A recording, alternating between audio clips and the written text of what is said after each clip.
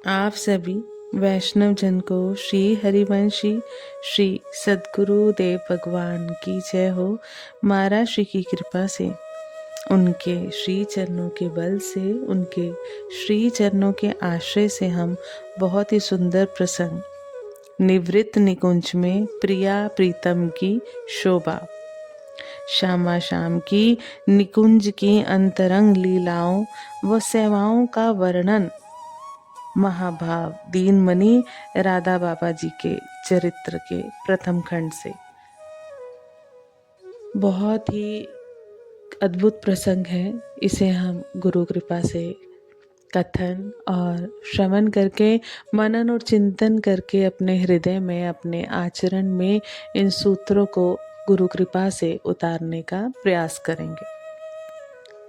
निवृत्त निकुंज में प्रिया प्रीतम की शोभा। ये स्वतः सिद्ध है कि इन सब के व्यक्त होने का अर्थ ही है प्रिया प्रीतम में निद्रा महाभाव अब प्रशामित हो रहा है। लौकिक अर्थ में प्रिया प्रीतम अब जग गए हैं। लो वृंदा देवी प्रकट हो गई और शुक सारिका, मयूर, कोकिला, चातक आदि पक्षियों का कलरव चतुर्दिक प्रारंभ हो जाता है। कक्षटी वानरी वल्लरी पर आसीन सारिका को अस्फुट संकेत देती है और सारिका लवंग शाखा को सुशोभित कर रहे शुक की समाधि भंग करती हुई उसे जागृत करती है। भाई सावधान हो जाओ, ये पूर्वी पवन जो सौरभ वहन करता प्रवाहित हो रहा है, ये सर्वरूहों के अर्थ विकास से प्रसरित हो रहा है। निशावसान समीप है और शुक संबोधित कर रहा है मधुकंठ कोकिल को, सुग्रीव कपोत को, प्रशांत मयूर को। भाई ये समाधि भाव त्यागो, स्फूर्ति विस्तार करो। भ्रमरों का बल कमल वन की ओर धावन करता गुंजार कर रहा है। अरे भाई प्रिया प्रीतम की निकुंज, अब बोध लीला में सहायक हो जाओ। और भ्रमरों ने प्रभात कालीन मंगल मान करते हुए ताम्रचूड़ को जागृत कर दिया और ताम्रचूड़ को जागृत कर दिया और ताम्रचूड़ ने अपनी कर्कश आवाज को अति मधुर बनाते हुए बांग लगाई। वृद्ध विचक्षण शुक निकुंज के बहिर्देश से आकर सभी को संबोधित करता है। अहो कोकिलो सुनो, कंदर्प ने तुम्हें जो अपना वीणा मंत्र प्रदान किया है, वह किस अवसर के लिए, उसे बजाओ, परंतु सावधान, पंचम स्वर में अभी नहीं। पहले मंद स्वर में, पहले मंद स्वर में प्रभाती प्रारंभ करो।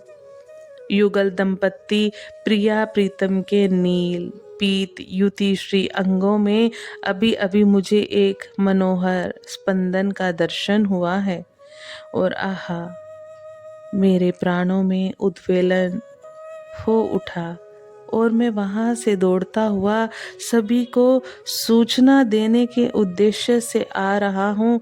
अरे मधुकरो, पद्मों से पराग संचित कर लो। प्रिया प्रीतम के निकुंज से बाहर धरा पर पैर रखते ही प्रथम तुम्हें ही उनके चरणों में भेंट अर्पित करनी है। अब विचक्षण शुक कपोतों की संबोधित कर रहा है। भाई झिंगुरों ने अपनी झंझन ताल का विराम कर दिया है। अब तुम अपना मृदंग वादन प्रारंभ कर दो। आज मदन स्वयं प्रिया प्रीतम के जागते ही उन्हें अपना नर्तन दिखाना चाह रहे हैं। लो पक्षियों के संकेत को समीर ने सर्वत्र प्रसारित कर दिया। सरिता सरोवर, प्रपात, हृदगिरी, सभी ने ये रस भरा संवाद श्रवण कर लिया। श्वेत कमल, रक्त पद्म एवं नीलोत्पल सभी अभिनव आनंद में झूमने लगे। समीर पुष्पों का किंजल्क अपने दुकूल में भरकर समग्र वन की परिक्रमा करता हुआ गवाक्षरंदों की ओर से निकुंज में आंकने लगता है।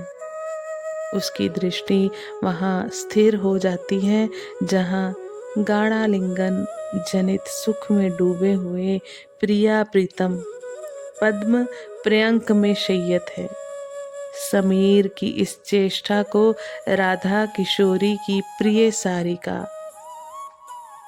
सारिका सूक्ष्मदी जो उनके निकुंज में ही स्वर्ण दंडी पर विराजित है देख लेती हैं। बूढ़ा विचक्षण शुक तो कुंज के बहिर्देश में चुपचाप अर्थ निमिलित नेत्र प्रिया प्रीतम के ध्यान में रत है। किंचित मुस्का कर नेत्रों से अत्यंत रसमय कटाक्ष करता हुआ समीर की बत्सरना कर उठता है। रस तरस कर छवि चौर की पश्यति संधि छिद्रेन, परंतु ये भत्सरना के मिस से समीर की किया का अनुमोदन ही कर रहा है। माधवी लता मुस्कुरा उठती है एवं समीर को तनिक रोक कर उस दर्शन की शब्द झांकी की ही करा देने की मूक प्रार्थना करती है। मल्लिका भी पार्श्व में ही सरक आती है, मानो जो कुछ समीर माधवी को कहेगा उसका किंचित आस्वादन उसे भी प्राप्त हो जाएगा। पाटल समीर का सला जो ठहरा पहले ही सब वार्ता सुनकर झूम उठता है। स्वर्ण यूथी जो अब तक ध्यान रहित भी सजग हुई नमन उन्मीलित कर लेती है। सौंदर्य के अधिदेव ने बसंत श्री के मुख से अंचल अपने हाथों उठा लिया। दोनों वृंदावन विषयाभियान करने चल पड़े। महाराज की कृपा से कल भी हम इस प्रसंग पर आगे बढ़ने का प्रयास करेंगे।